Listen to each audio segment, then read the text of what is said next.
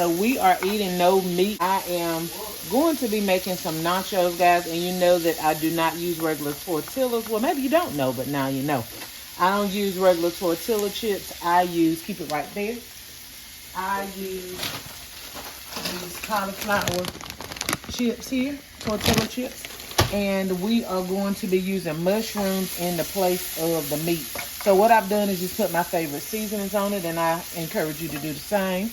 And I also use some taco seasoning, guys. I've never tried this. It was just on clearance for 42 cents. That's why I got it. But anyway, y'all stay tuned to see what the end result is. Okay, so right here we have some avocado that I cut up and some Roma tomatoes.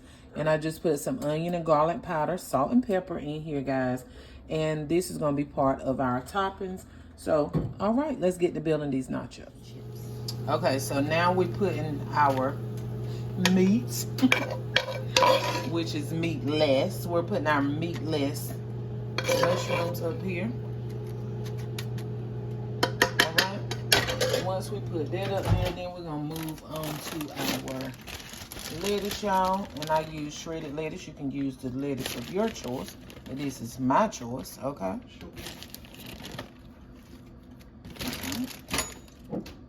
We're gonna put us some salsa up here.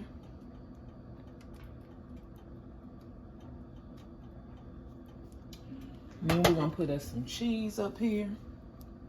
Cheese, please. And just like that, we're gonna top it off, y'all, with a little bit of sour cream. If I can find it. A little bit of sour cream. Sorry, guys. A little bit of sour cream. Give me a spoon over there, sweetie. And just like that, guys, you have yourselves some nachos. Look, okay? All right. So that's the conclusion of our nachos, y'all, and I'm about to tear them up. Okay, so we had actually forgot the most grand part of it all, which is our topping.